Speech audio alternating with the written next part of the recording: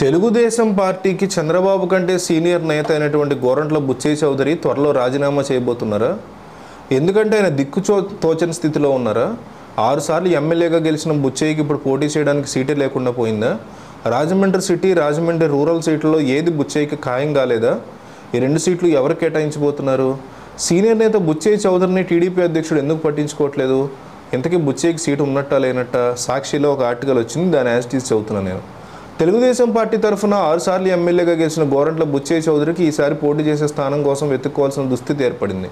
TDP Janasena పొత్తులో భాగంగా Buchaiah seat Rajahmundry rural స్థానాన్ని జనసేన పార్టీ జిల్లా అధ్యక్షుడు కందుల దుర్గేష్ కేటాయించాలని జనసేన నిర్ణయించుకుంది. 2019 ఎన్నికల్లో జనసేన తరఫున పోటీ చేసిన దుర్గేష్ ఓటమి పాలైన 40,000కి పైగా ఓట్లు సంపాదించుకున్నారు.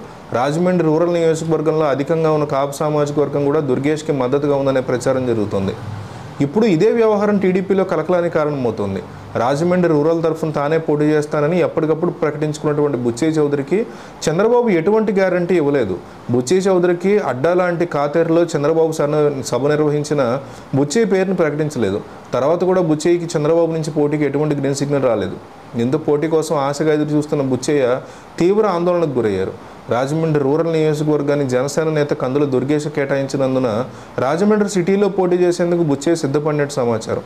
అయితే రాజమండ్రి సిటీలో పోటీ చేయడానికి TDP sitting MLA Adireddy Bhavani భర్త ఆదిరెడ్డి వాసు ఎప్పుడో ఫిక్స్ అయ్యారు. రాజమండ్రి సిటీ అసెంబ్లీ స్థానం తనదేనంటూ ఆదిరెడ్డి వాసు గతంలో సభ పెట్టి మరీ ప్రకటించారు.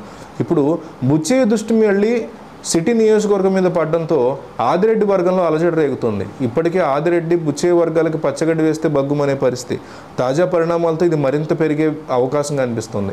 మరోవైపు రాజానగరం నుంచి కూడా బుచ్చయ్య పోటీ చేసే అవకాశం లేకుండా పోయింది. రాజానగరం, రాజోలు స్థానాల్లో జనసేన అభ్యర్థులు పోటీ చేస్తారని ఇప్పటికే పవన్ కళ్యాణ్ ప్రకటించారు. అటు రాజమండ్రి రూరల్ స్థానం కోల్పోయి రాజానగరం దక్కక ఏం చేయాలో తెలియక బుచ్చయ్య వర్గం అయోమయంలో ఉంది.